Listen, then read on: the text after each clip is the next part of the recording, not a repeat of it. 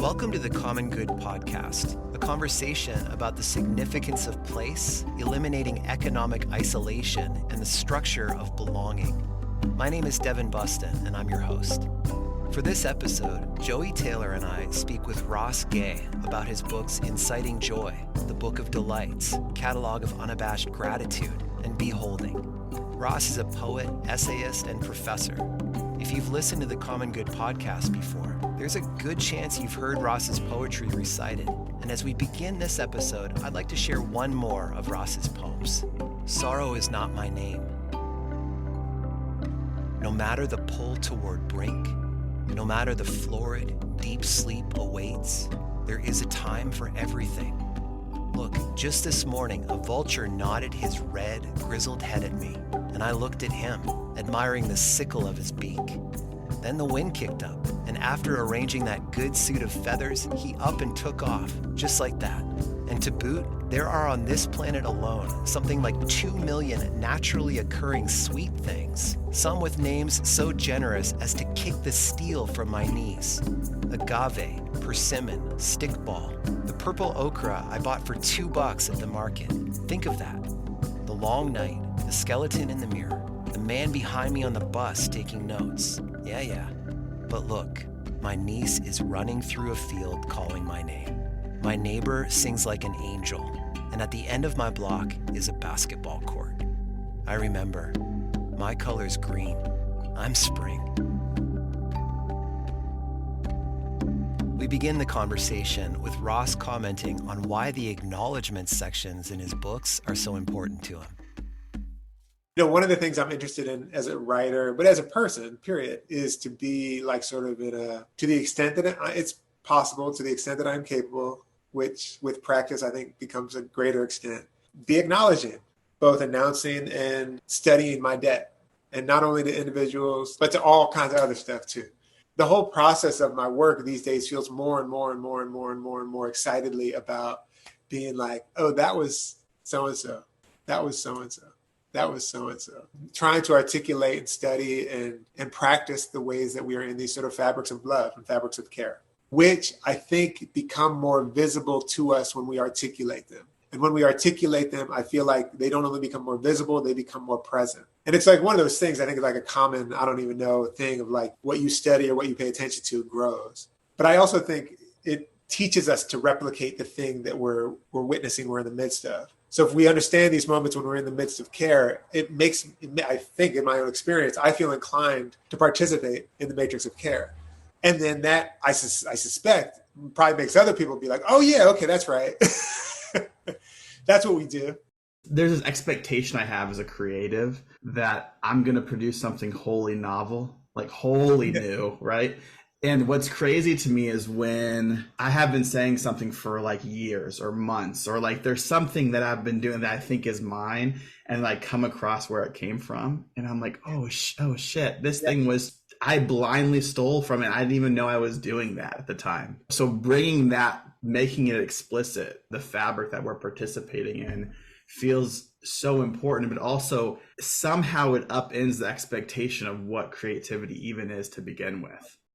You know, the phrase by heart, like, you know, something so good, maybe you love it so much, you don't have it memorized. You have it by heart. It's by your heart. I love that. You know, it's funny. I was looking at a little Richard Pryor on the Johnny Carson show with George Carlin, like in 1981 or 82 or something.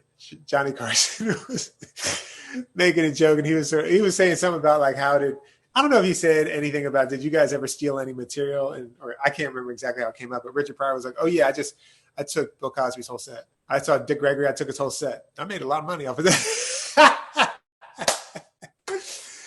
And obviously he's playing around, but he's also probably to some extent acknowledging that, like, what do you think we do? We learn by looking how other people do it. And yeah, the idea of like the novel, it's such a fetish. I came up in like academia, you know, I still work as a teacher in college, but I got a PhD, and it's just like the kind of, actually it's so weird, like the sort of concurrent thing of like perpetual citation, that thing.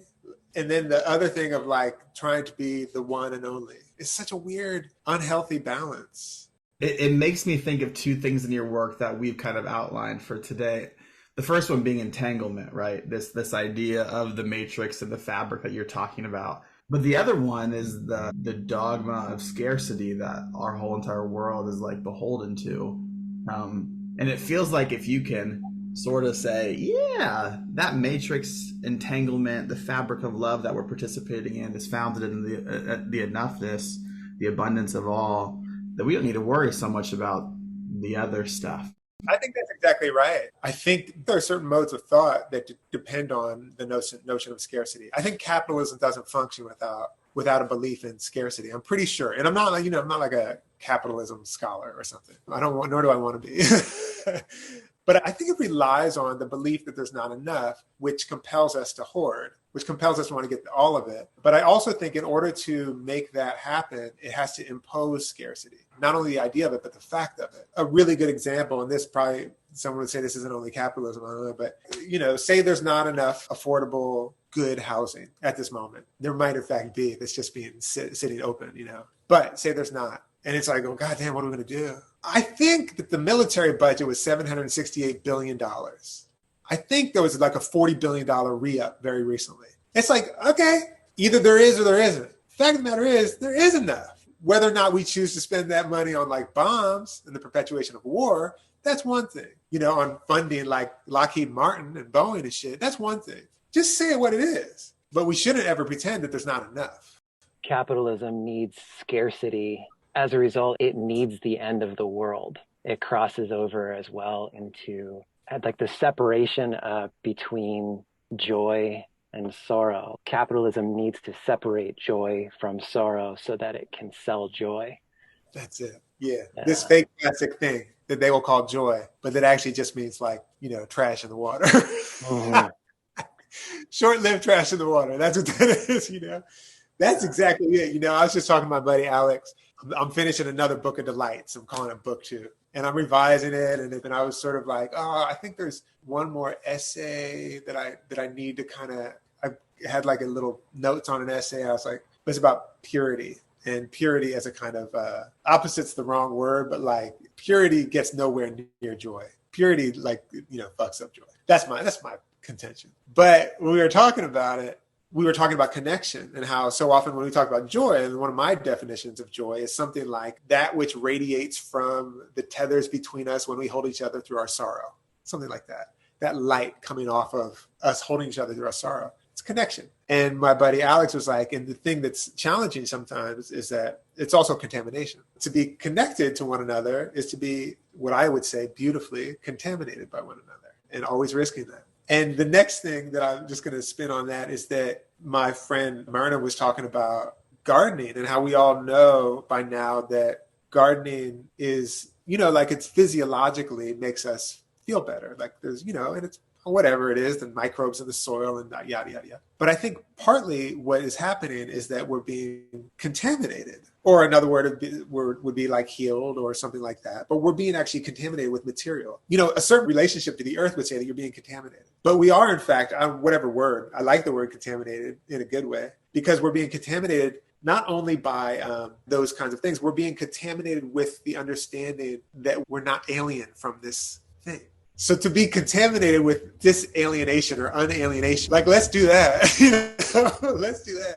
My really good friend, Miriam, she's a local rabbi, and she says, nothing will be okay and you won't be alone. And every time she says it, I feel something in my body, like, oh, shoot, like it's true in a different way than, I don't know, it just really always hits me. Nothing will be okay and you're not going to be alone. So beautiful. Yeah, that feels like joy to me. That's actually, that's like, I'm probably going to start saying that. Yeah, that's, and 3 years later, I'll be like, wait a second, I heard that on a podcast. Joey said, I think that's exactly it. Like, yeah, no kidding. Nothing's okay. Like, we're all dying. Let me try to be there with you as it happens. The unbelievable thing that you do at the start of Inciting Joy is, you're asking what sparks solidarity, and you're answering, joy is an ember that sparks belonging. Yeah. It's one of the things. And so what sparks joy and like sorrow and then grief. And then we're into the book. We're in a whole different depth. We're in a whole different like wholeness of what brings belonging. You said heart, like knowing people by heart, right? Yeah. I think about that word cœur in French, like courage, meaning heart. I think what inciting joy feels like to me is this act of courage. And I mean, this is throughout your work. It goes all the way back to Against Which. It's like constantly being like, I'm going to talk about what comes into the room with me, which is sorrow. I'm going to let go of the cage of masculinity. I'm going to let go of the cage of macho-ness because my subject is joy. Another part of this, I think, is being able to wonder about and articulate what you love. And that's another thing, like in terms of the way I think of joy. I mean, when we hold each other's sorrows together, that's also sort of, to some extent, it probably depends on the fact that we're capable of holding each other's loves together. Or we may have loves in common. Like I think in the beginning of the book, I talk about that we don't have the same sorrows, but we all sorrow. Mm-hmm. And we don't have the same loves, but we all love. And one of the things, it seems to me, that can be a kind of profound sorrow, actually, when you talked about the certain cage of masculinity, but I would say the cage of a certain kind of living period, is that we so often seem incapable of articulating what it is that we love. The French word you said for heart, it requires a certain degree of courage to do that, in part because when you say what you love, you are also being like, here's my heart. I remember when that third book of mine, Catalogue of Unabashed Gratitude, came out, and people would be like moved in these ways that I wasn't used to. And partly it would be people saying things like, I didn't know you could write about joy. And this book is about, my father dying, my friend being murdered, real emotional, mental crises, etc., all kinds of stuff. But for people to be like, I didn't know you could talk about what you love, I think partly what they were also saying was that I didn't know you could write about what you love.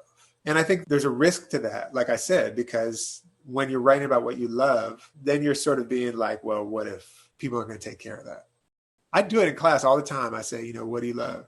I ask people to tell me what they love or what they're loving newly this week or it's actually like, if I were to have like a pedagogy, that would be maybe the main pedagogy. Like, what do you love? The obvious question, Ross, you ready for this? What are you loving newly this week? I am loving like these, what do you call it? A holly tree outside of this house where I am. The holly tree, it's just gigantic. I've never seen a holly tree like this. And it's so big. And I'm sort of just like blown away by the way that this holly tree, and a little overwhelmed, but kind of blown away by how loving the way this holly tree just makes so many, it's like a ficus tree or something almost. Like it makes like all these runners where it looks like there's one tree, there's like 30 trees, which is kind of a neat thing. I'm loving that right now. I'm also loving, I happened to go to this little coffee shop on the way back from dropping my partner off at the airport. God damn, I love that little coffee shop. It was just like in this little town. I just was like, I want to try to get a cup of coffee at this place in between, the Newark airport and here. And it was so good and perfect and like on the street, and there were outdoor seats. And, the person who did the coffee was, nice. We had a little conversation, I love that place. It's weird. I love being on right next to a road, even though it can get kind of loud. I'm sorry about that. And I realized we grew up right next to I-95. And there's something so soothing to me, even though I like the deep quiet. I love the deep quiet, in fact. There's something really soothing to me about hearing cars go by. That's 3. We can keep going. Feels like there is this real concerted effort in your writing to tackle themes that feel a little trite and juvenile, a little like, can we really talk about this, right? But then there's such a depth to it that makes those expressions feel genuine and authentic. And it feels like without the depth, without the sorrow piece, it becomes this really empty idealism that it doesn't really mean much to anybody, right? But even in the way it looks, flowers and the word joy and pink on the cover, it feels like you could pick it up next to like the self-help section or something like that, right? The whole package feels just subversive to me in the way that it's positioned in this larger conversation. How intentional was that for you? It's funny because the word inciting was a word that I had to sort of lobby for. I had to wrestle to get that one a little bit. And partly because So for 3 books, I wrote poems, which is a smaller world of poems, and it's readership is different, and then I wrote that Book of Delights, and that's just like has a bigger audience. Many of whom I don't know. I feel like I really know the people who read my poems in a certain way because in a way I've been like growing up with them for the last 20 years. So there's this different idea of audience, and the word inciting. This is some of the conversation anyway. Is a little bit. It means something, and it means the thing that I need it to mean, which is that if we do this shit, something else is going to happen. Or even something like every time we realize we're in the midst of it, something else is happening. Something else that is a true thing. To me, the word joy, which of course, in a certain kind of hallmarky way, has been completely.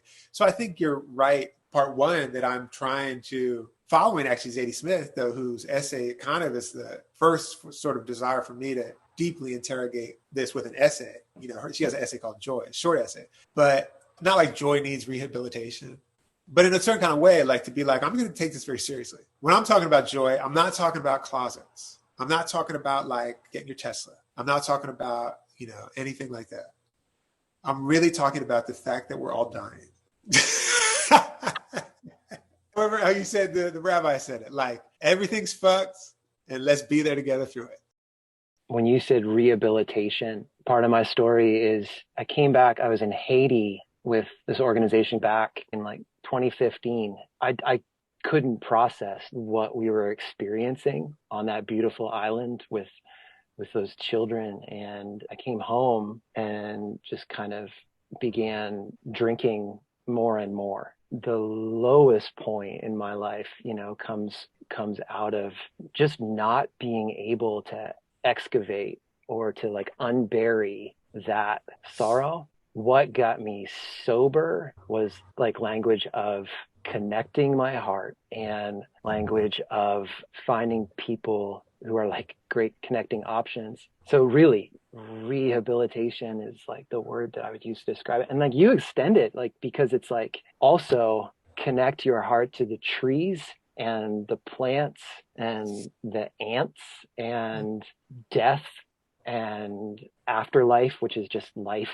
So thanks for using that word, rehabilitation. That it feels like listening to Catalogue of Unabashed Gratitude feels like, oh, people are getting healed hearing this. Like you're pointing to something. After you read it, sometimes like people will say, hey, thank you for reading this in the context of what's happening in my life right now.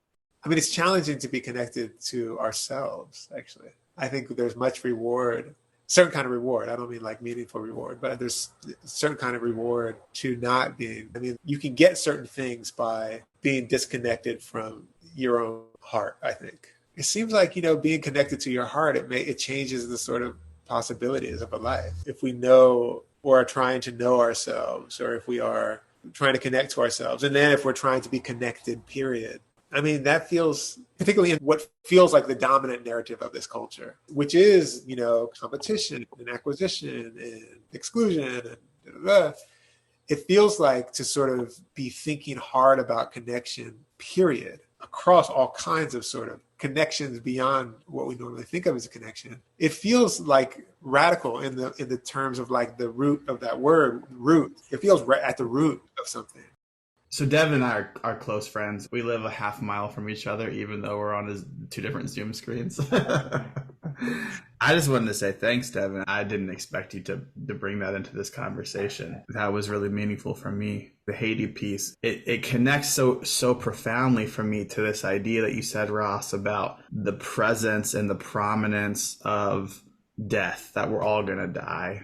Devin and I were talking about like maybe we should start this conversation with like somehow we acknowledge that we're all gonna die before we actually start, right?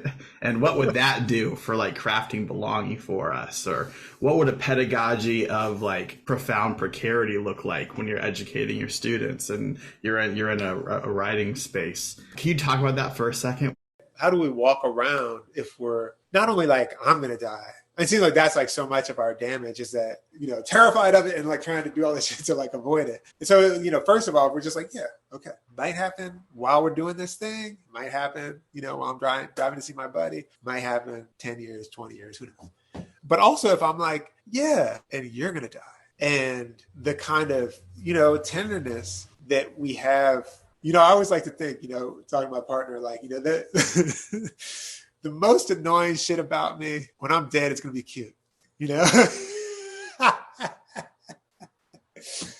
But to be more serious, like if we can be more aware of not only that we're only here for a certain amount of time, but like to use that word precarity, that all of us at every moment, in different ways, of course, but all of us at every moment, there's at least the precarity of like this life will end, despite all kinds of other things that may increase or decrease what we think of as precarity. Our lives will definitely end.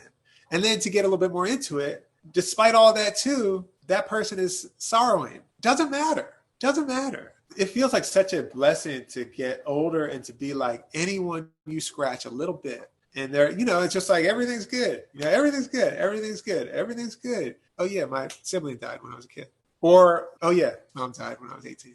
On and on and on. Or whatever. Or like, I have this lingering disease and I don't know what's going to happen. Trying to hold that too, which is also not easy. But as a practice, I feel like it's a softening practice. It definitely softens a person. And to hold that toward ourselves too, though, which I think can be very difficult. My daughter is going to be a sophomore this year, and she's up at the high school getting orientation. What you express about the university is this intense love for school and this sense that like there is a wreckage that we have to let the mushrooms sprout out of, right? Or there is, you know what I mean? Like it's a ruins, and like that's what it sounds like your classrooms, like your pedagogy is like about. How do we survive in the midst of the university training people for something that's destroying the earth? Yeah.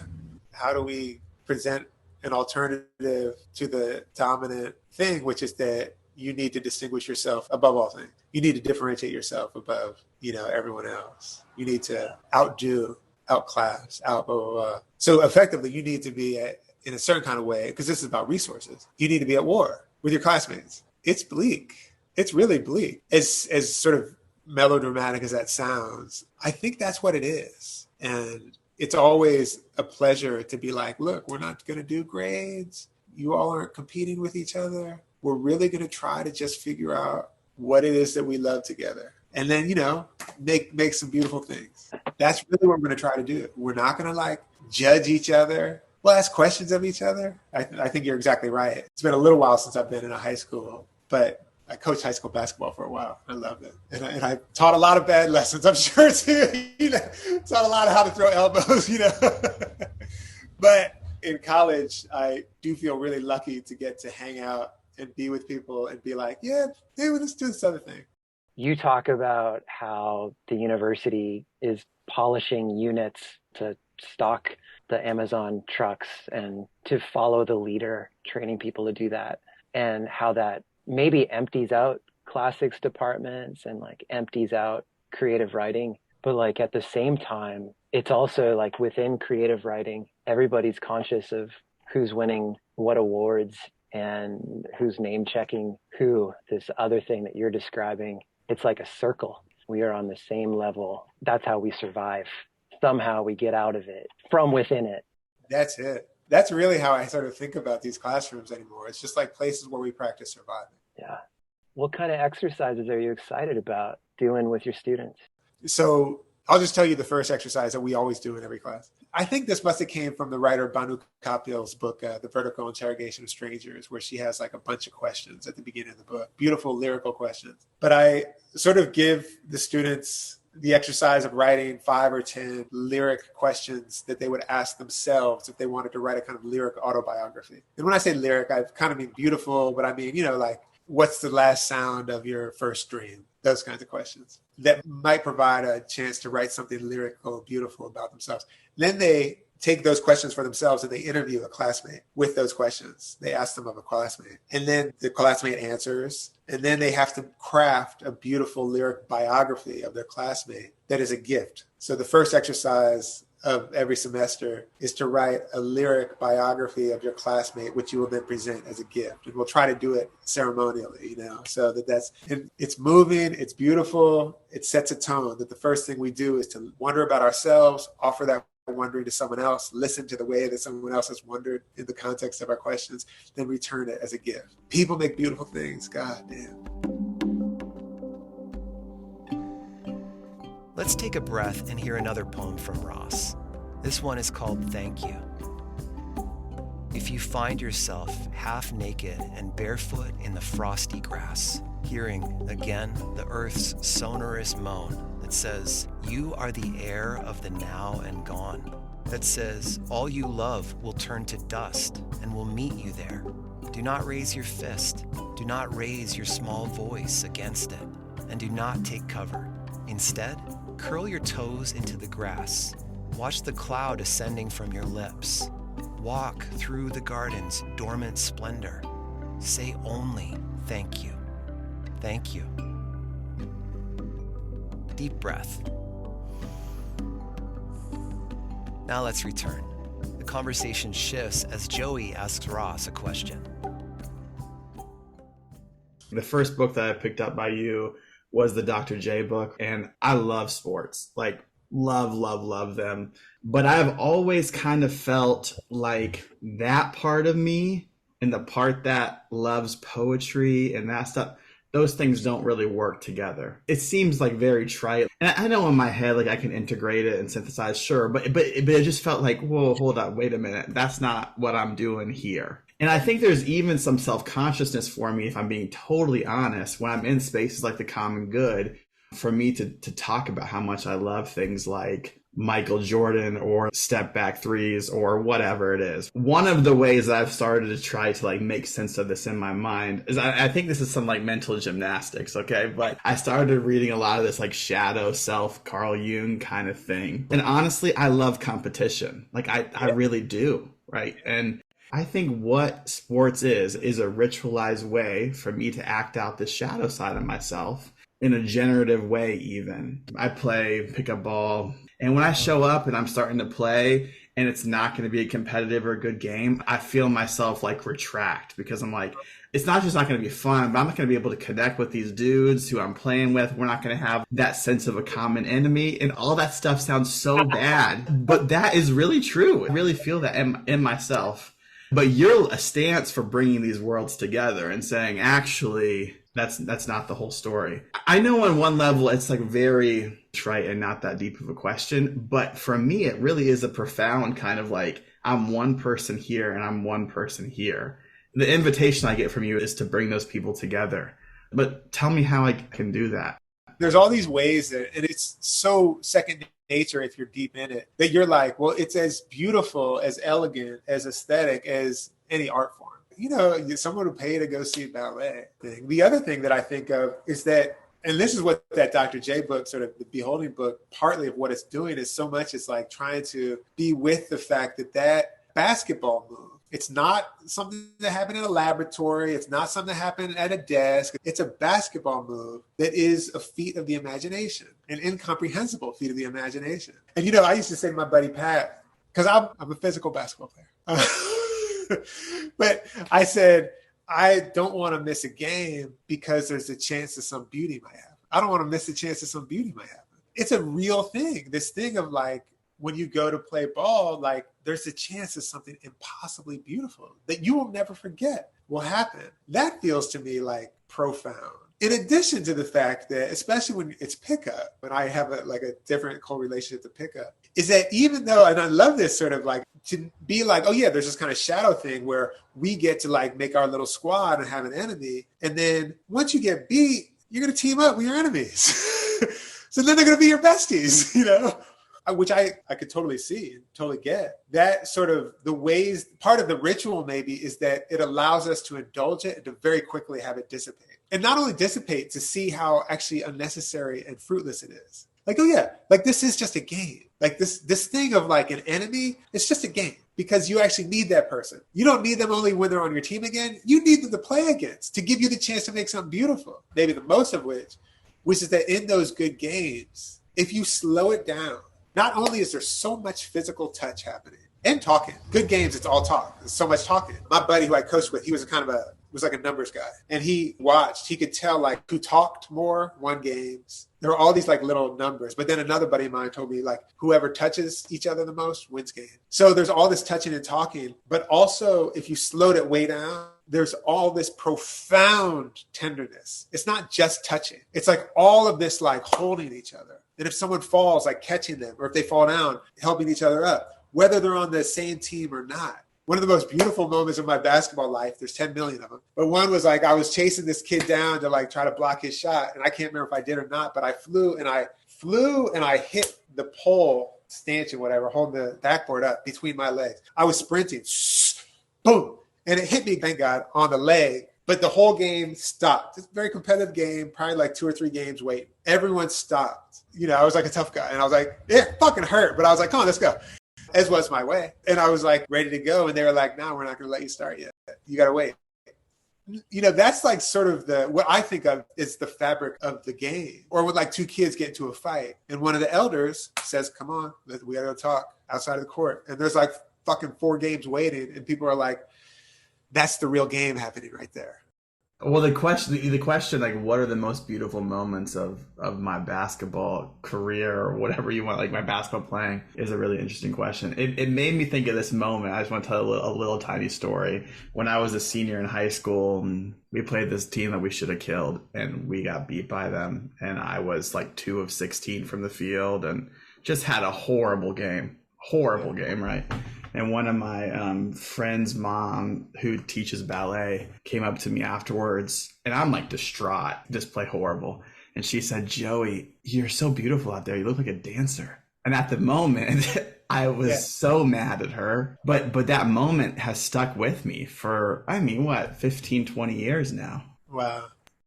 Dancers can't shoot, evidently. So... That's the line from Beholding, that, do you know the mycelial ballet? Oh, yeah. That's right. And that's just like, it just comes in and then it leaves real quick. That's right. It's the mycelial ballet and the mangrove. It's sort of like what everything that's holding everything together. It's we holding each other is so much stronger.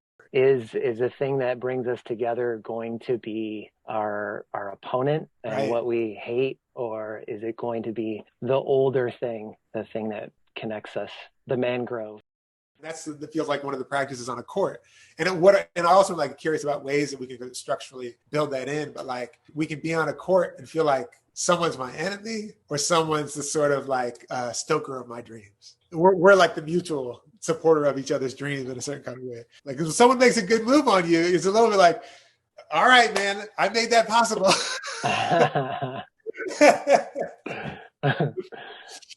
I really love the idea, like, we need them, and the pickup game being a microcosm of that. Because, when that dude at the end of the game is, like, taking his shoes off, you're like, nope, if you leave, we all got to leave. We need you. Put those shoes back on, Put them on. Yeah. Yep. Wow. Ross, your sentences are like basketball in the sense that you keep the ball moving. There's this thing in the Book of Delights where this teacher hands you this writing prose book. She's like, I want you to pay attention to your prose. Yeah. I guess what I'm thinking is that what you do, it's not digression. We're circling, but the momentum is building. And this isn't losing energy. This is like a structure of belonging. Like these sentences are saying, I'm going to reach for this, and then I'm going to reach for this. It's like a hug, kind of. It's like a house party, for that matter. Everyone's going to get into this house. Yeah, my nerd question is like, how did you develop that syntax? Was it actually that writing prose book that I have like 2 of behind me right now? Definitely not. Definitely not. I figured. I was like, no, he was joking. It was other writers, and it was like one of my teachers and dear friends, Gerald Stern, who has momentum, and he's often talked about it's like a Whitmanian poet, but long sentences, momentum, and he writes beautiful essays too, and his essays are also very much like his poems. There's also the writer John Edgar Weideman, who writes beautifully about basketball, as beautiful as anyone I've ever read about sport, actually. It's funny, I hadn't read him for like 10 years maybe, and then I just kind of dipped all the way back into him. I was like reading him. It was one of these experiences where it felt like, that's how I learned to write. And someone else being like, damn, that sounds like you. Like, damn, I sound like him. And Weidman is just, oh my God, his sentences, they sort of revise themselves. They make points. They contradict themselves. They sort of change points. They go on and on. Sometimes they're suspended. They don't conclude sometimes. Dude has not used a question mark in like 40 years. So he has all these questions that are sentences. It's just so interesting. It's just a possibility. So yeah, that's to say it was not the writing prose book. It was definitely like these other writers whose work. I love Herman Melville. I love Toni Morrison. All these people whose sentences are just ridiculous. As the conversation concludes, we asked Ross to read the ending of his book, Inciting Joy. That song to Oh My Heart, through the difficulty, which is sometimes profound, inconceivable, as far as I'm concerned, it's gratitude. It was taught to us, given to us, grace, amazing, by our ancestors, some of whom survived the unsurvivable, endured the unendurable, and some of whom did not. That song was given to us by our ancestors, those who lived and those who died, who they said were property, and whose life was a refusal, a disowning, an insurgent gratitude. Our fleeting bodies, oh my heart, the flowers of that insurgence. And we replant that insurgent gratitude by saving the seeds we have been given and giving them away. I think that's what the writer Toy Derricott means in her poem, The Telecycle, when she says that, quote, joy is an act of resistance, end quote. The luminous mycelial tethers between us, our fundamental connection to one another, the raft through the sorrow, the holding through the grief joy reminds us again and again that we belong not to an institution or a party or a state or a market, but to each other, needfully so, which we must practice and study and sing and story and dream and celebrate, belonging to each other as though our lives depended on it. And when we sing like that, oh, my heart, what then? Oh, my heart, it's a real question. My heart, what then? Thanks for listening. You can find out more about Ross Gay and his work in the show notes. This episode has been hosted by me, Devin Bustin.